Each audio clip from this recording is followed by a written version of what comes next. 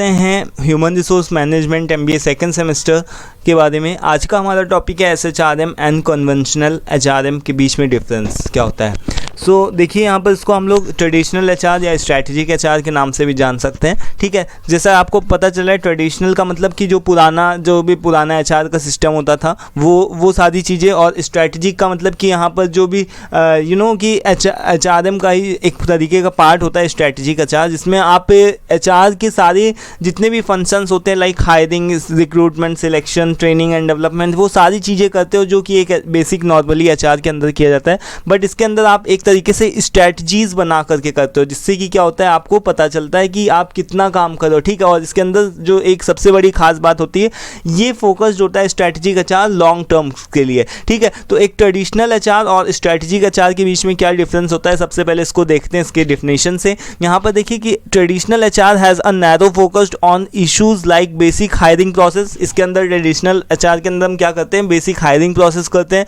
Personal management, labour relations, ये सारी चीज़ों को करते हैं। And then their its goal is to take care of employees and keep them happy. Simple सा जो ट्रेडिशनल HR का मतलब क्या होता है कि केवल आप अपने एम्प्लॉयज़ को क्या करते हो, हायर करते हो, उनके साथ में रिलेशन अच्छा क्रिएट करते हो, और अपने एम्प्लॉयज़ की टेक केयर करना और उनको खुश रखना, ये सारी आपकी रिस्पॉन्सिबिलिटीज़ के अंदर आता है। बट स्ट्रैटेजिक HR की बात करें तो ये सारी तो चीज़ें इसके अंदर इंक्लूड होती हैं। इसके अलावा दोस्तों क्या होता है कि आप जितने भी एक तरीके की स्ट्रैटेजीज़ को फॉलो करते हो, ठीक है, इसके अंदर आप केवल ऐसा नहीं कि एम्प्लॉयज़ को खुश करने की बात करते हो, इसके अंदर आप केवल एम्प्लॉयज़ का ही डेवलपमेंट नहीं करते हो, इसके अंदर आप पूरी ओवरऑल ऑर्गेनाइजेशन का डेवलपमेंट होना चाहिए, उसकी ग्रोथ होनी चाहिए, इस चीज़ के ऊपर फोकस करते हो। तो यहाँ पर लिखा हुआ है कि strategic HRM is defined as the linking of human resource management, like कि ह्यूमन रिसोर्स मैनेजमेंट के जितने भी फंक्शंस होते हैं उसका क्या करना, उसको किसके साथ में लिंक करना है, स्ट्रैटेजिक गोल्स के साथ में लिंक कर देना, जिससे कि क्या होता है कि and objectives in order to improve business performance and develop the organisational culture, जिससे कि आपके जो भी कल्चर में और ऑर्गेनाइजेशन की पूरे कल्चर में डेवलपमेंट होता है, और आपके सबके जितने भी एम्प्लॉयज़ हैं उनके बेसिक परफॉर्मेंस में तो फ़र्क पड़ता ही है, यानी कि उनका तो डेवलपमेंट होता ही है, बट इसके साथ ही साथ में ऑर्गेनाइजेशन की भी ग्रोथ होती है। ठीक है, बट इसका यहाँ पर देखो एम क्या है दोस्तों, ट्रेडिशनल HR का दोस्तों एम जो है वो है क्या है कि आपके जो भी एम्प्लॉयज़ हैं उनका अच्छी तरीके से यूटिलाइजेशन होना चाहिए। ठीक है, to make maximum utilisation of your employees potential, कि आपके जितने भी एम्प्लॉयज़ हैं उनकी पोटेंशियल का अच्छे से यूटिलाइजेशन करना ट्रेडिशनल HR के अंदर आता है। बट इसका स्ट्रैटेजिक HR में क्या होता है कि इसका जो मेन गोल होता है वो ये होता है कि लोगों को नॉलेज देना, लर्न न्यू कॉन्सेप्ट, यानी कि नए नए कॉन्सेप्ट लोगों को सिखाना, ट्रेनिंग देना उनको, और उनका डेवलपमेंट करना, जिससे कि उनके पूरे के पूरे आपके ऑर्गेनाइजेशन की इफिशिएंसी और इफेक्टिवनेस में इंप्रूवमेंट हो।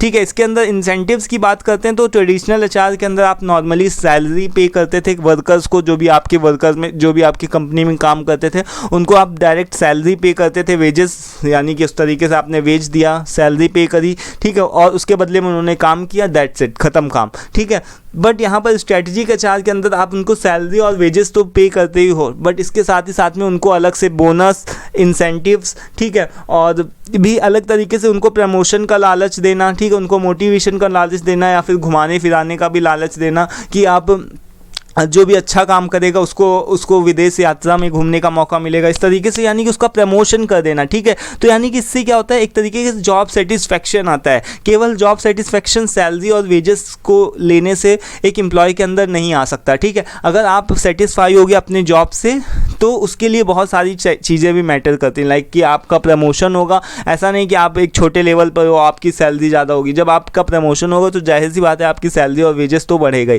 ठीक है, तो आपका प्रमोशन भी करना, ठीक है, आपकी पोजीशन को बढ़ा देना, ये सारी चीज़ें भी आपके लिए गर्व की बात होती है, लाइक एक प्राउड की बात होती है। ठीक है, तो स्ट्रैटेजी के HR के अंदर प्रमोशन एंड मोटिवेशन, इन सारी चीज़ों के ऊपर, इंसेंटिव्स, बोनस, इन सभी चीज़ों के ऊपर फोकस किया जाता था। बस यहाँ पर ट्रेडिशनल HR के अंदर आप केवल सैलरी और वेजेस वगैरह वगैरह को ही पे करते थे। ठीक है, अब देखो रिस्पॉन्सिबिलिटी किसकी होती है यहाँ पर ट्रेडिशनल एचआर के अंदर दोस्तों, ट्रेनिंग देने की जो रिस्पॉन्सिबिलिटी होती है वो नॉर्मली ह्यूमन रिसोर्स मैनेजर की होती है, यानी कि एचआर मैनेजर की होती है। बट यहाँ पर जो भी रिस्पॉन्सिबिलिटी दी जाती है, ठीक है, यहाँ पर जो रिस्पॉन्सिबिलिटी होती है ट्रेनिंग एंड डेवलपमेंट की, वो सभी मैनेजर्स की होती है। सभी मैनेजर्स का मतलब कि अगर प्रोडक्शन मैनेजर है, उसके नीचे जो भी वर्कर्स काम कर रहे हैं उन सभी को प्रोडक्शन से रिलेटेड जानकारी देना प्रोडक्शन मैनेजर का काम। क्वालिटी मैनेजर जो होता है, क्वालिटी से रिलेटेड सभी लोग, उसके नीचे जितने भी लोग काम कर रहे हैं क्वालिटी से रिलेटेड सारी जानकारी को देना, क्वालिटी से रिलेटेड जो भी इंफॉर्मेशन होती है उनको नॉलेजेबल बनाना।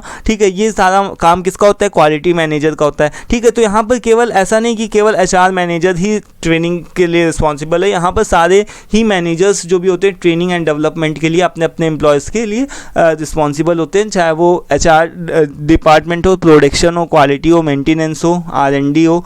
ठीक है, और भी अलग अलग वेरियस डिपार्टमेंट्स होते हैं, स्टोर का अलग डिपार्टमेंट होता है, वो सारे लोग अपने अपने फील्ड में अपने अपने वर्कर्स को ट्रेंड करते हैं। ठीक है, फिर देखो यहाँ पर फोकसेज ऑन, इसमें किस चीज़ के ऊपर फोकस किया जाता है कि इम्प्रूव सेटिस्फेक्शन, कि इसमें क्या होता है कि एम्प्लॉय का सेटिस्फेक्शन लेवल को इम्प्रूव किया जाता है। बट इसमें क्या होता है, एम्प्लॉयज़ की सेटिस्फेक्शन तो इम्प्रूव होता ही है, बट इसके साथ ही साथ में क्या होता है कि परफॉर्मेंस में भी इम्प्रूवमेंट आता है। ठीक है, आपका मान लो कि जो भी एम्प्लॉयज़ था वो जब ज्वाइन हुआ था, मान लो कि जब उसने ज्वाइन करी थी ऑर्गेनाइजेशन, तो उसकी परफॉर्मेंस कम होगी। ठीक है, लाइक वो अच्छे से काम नहीं करता होगा और उसको काफ़ी ज़्यादा सिखाया गया होगा, तब जाकर के वो 8-10 साल 5 साल जब उसने कंपनी को दिए तो उसकी जाहिर सी बात है कि उसकी परफॉर्मेंस में भी क्या होगा, इंप्रूवमेंट आएगा। ठीक है, तो इसमें क्या बात होती है स्ट्रैटेजिक एचआर के अंदर कि उसकी परफॉर्मेंस को इम्प्रूव करने के ऊपर फोकस किया जाता है। बट ट्रेडिशनल एचआर के अंदर कि आपका जो भी नॉर्मल एम्प्लॉय है वो किस तरीके से सेटिस्फाई रहे, वो इस चीज़ के ऊपर फोकस किया जाता है। देन आगे बात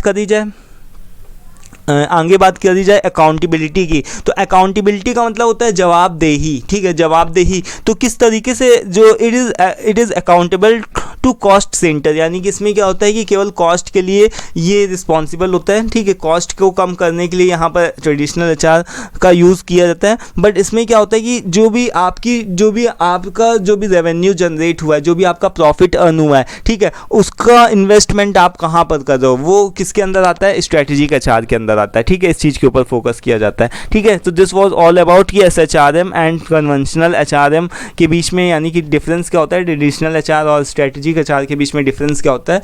ठीक है, आई होप कि सारी चीज़ें आपको क्लियर हो गई होंगी। 2-4-6 आपके अपनी तरफ से पॉइंट बना करके लिख सकते हो। ठीक है, आपको बहुत अच्छे से अगर आप सीक्वेंस में आप सारी वीडियोज़ को देख रहे होगे तो सारी चीज़ें आपको पता ही होंगी। ठीक है, नेक्स्ट वीडियो हम लोग बात करेंगे linking HR strategy with business strategy with best fit approach, इसको देखेंगे। ठीक है, बट आज के इस वीडियो के अंदर हम लोगों ने क्या सीखा, ट्रेडिशनल एचआर और स्ट्रैटेजिक एचआर के बीच में डिफरेंस क्या होता है। ठीक है, तो वीडियो पसंद आया तो उसको लाइक करिएगा, और साथ ही साथ में अगर PDF वगैरह चाहिए, PPT वगैरह चाहिए तो उसके लिए व्हाट्सएप पे कांटेक्ट करो। अपने दोस्तों के साथ में, अपने जो भी कॉलेज ग्रुप हो तो उसके साथ में भी शेयर करना। ठीक है, वीडियो को। ठीक है, तो thank you for watching this video. Thank you once again.